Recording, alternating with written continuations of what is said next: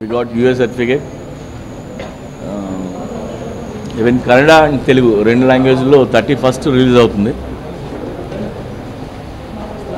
Ishan new hero సినిమాతో launch అవుతున్నాడు. ఇప్పటివరకు వచ్చిన లైక్ పోస్టర్ కానీ ట్రైలర్ కానీ వెరీ గుడ్ రెస్పాన్స్ వచ్చింది. And even the audio also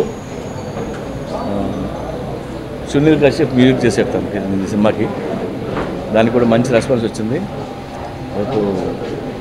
31st cinema రెండు లాంగ్వేజ్లో కన్నడ అండ్ తెలుగు రిలీజ్ అవుతుంది. ఈ రోగ్ అన్నది ఒక క్యూట్ లవ్ స్టోరీ. ఎందుకంటే ఫస్ట్ టైం ఒక హీరోతో చేస్తున్నప్పుడు లవ్ స్టోరీ అయితే మంచిదని ఫీల్ అయి నేను చేస్తున్నాను. అది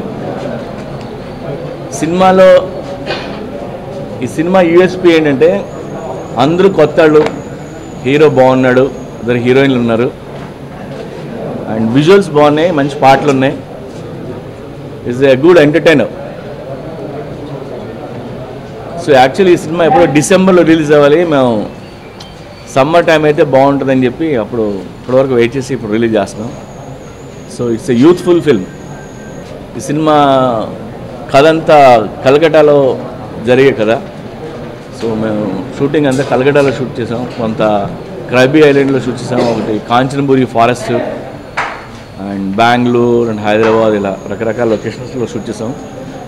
అండ్ నాకు బాగా నచ్చింది ఏంటంటే సినిమా విజువల్లీ చాలా బాగుంటుంది. సినిమా చూడడానికి కానీ, లొకేషన్స్ కానీ, యాక్టర్స్ కానీ. అండ్ ఇందులో మన్నారా చోప్రా, ఏంజిలా హీరోయిన్స్, అలాగే ఆలీ గారు ఉన్నారు, పోసాని, అలాగే కొత్త విలన్ సినిమాలో ఇంట్రడ్యూస్ అవుతున్నారు, అది పేరు Anoop Singh Thakur. Is also very good actor. And Ejaz Khan, Chirag, రకరకాల అందరూ కొత్త వాళ్ళు ఉన్నారు, కొత్త సింగర్స్ ఉన్నారు సినిమాలో, ఫస్ట్ టైం ఛాన్సెస్ వచ్చినారు. So it's a youthful entertainer. నేను ఈడిట్ సినిమా పెట్టినప్పుడు, ఈడిట్ అంటే చాలామందికి తెలుస్తుందా తెలీదా? నో ఈడిట్కి ట్యాగ్ లైన్ ఒక చంటిగడ్ ప్రేమ కథని పెట్టడం అంటే తెలియని వాళ్ళకి లేదా చదువుకోలేని వాళ్ళకి అట్లీస్ట్ ఆ చిన్న ట్యాగ్ లైన్ కనెక్ట్ అవుతారని అప్పుడు పెట్టడం జరిగింది. మళ్ళీ నాళ్ళ తర్వాత రోగి కూడా అలాంటి ట్యాగ్ లైన్ ఎందుకు ఇచ్చామంటే రోగ్ ఎంతమందికి అర్థం అవుతుంది నాకు తెలియదు కదా, అందుకని సార్ ఏమో సార్ నేను ఈ మధ్యకాలంలో ఈ లవ్ స్టోరీ చేసిన లవ్ స్టోరీ ఇది.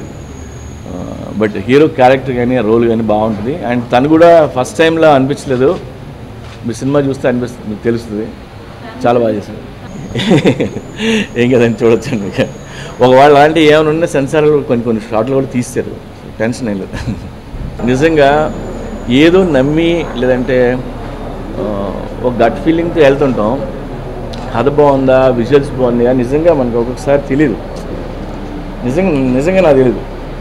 ఇప్పుడు నేను కథ అనుకుంటా, నా ప్రొడ్యూసర్కి హీరోకి చెప్తా, వాళ్ళందరూ ఎగ్జైట్ అయితే సినిమా స్టార్ట్ అయిపోతుంటుంది.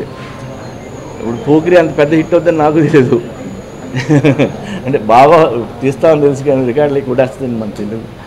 అండ్ ఒక సినిమా రిలీజ్ అయినాక అప్పుడున్న పరిస్థితులు లేదా ఆపోజిట్ ఉన్న సినిమాలు ఏంటి, వెదర్ బోల్డ్ ఉంటాయి, 100 కారణాలు ఉంటాయి. ఒక్కొక్కసారి ఆడితే ఒక్కొక్కసారి నా చేతిలో అయితే లేదు. అన్నీ బాగా తీయలేం కదా సార్, నిజంగా చెప్తున్నా, అన్నీ బాగా తీయలేం. సిద్ఫీల్డ్ అని రైటర్ ఉన్నారు, ఆయన స్క్రీన్ ప్లే ఎలా రాయాలి, స్క్రిప్ట్ ఎలా రాయాలి, అందరికీ సబ్కా బాప్ అనమాట.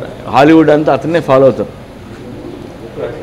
ఆయన స్క్రీన్ ప్లే మీద బుక్ రాశాడు, నేనే చదివాను, చాలామంది చదివారు.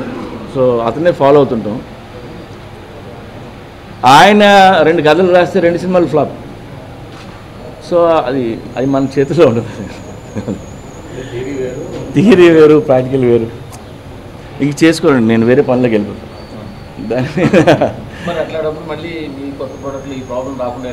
కాదండి, ఒక ఐడియా ఉంటుంది, బట్ దాని గురించి ఎక్కువ నేను ఆలోచిస్తున్నాను.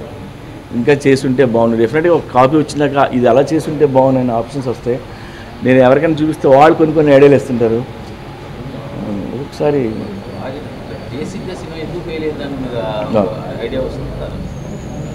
ఎన్నో వచ్చినాక ఇంక ఫెయిల్ అయిపోయినాక ఇంకేం చేస్తాను సార్. అలాగే నా హీరోలు కొద్దిగా టఫ్గా, ర్యాష్గా, డైనమిక్గా ఉండే ఉంటాయి. అవి ఆల్మోస్ట్ తెలియకుండా వాళ్ళు ఏ క్యారెక్టర్ ఉన్నా, వాళ్ళు పోలీస్ ఆఫీసర్ ఉన్నా, రౌడీ ఉన్నా, లేదంటే నేనేం తెలియని క్యారెక్టర్ ఉన్నా ఉంటాయి. ఆ క్వాలిటీస్ అయితే ఉంటాయి. అలా మాట్లాడితే అలా మాట్లాడతాను తప్ప పొలిటికల్ లింక్ చేసి లేదంటే అలాంటి డైలాగ్ అయితే చాలా డైనమిక్గా కనిపిస్తాడు. నేను వెరీ యంగ్గా కనిపిస్తాడు. యా అవును.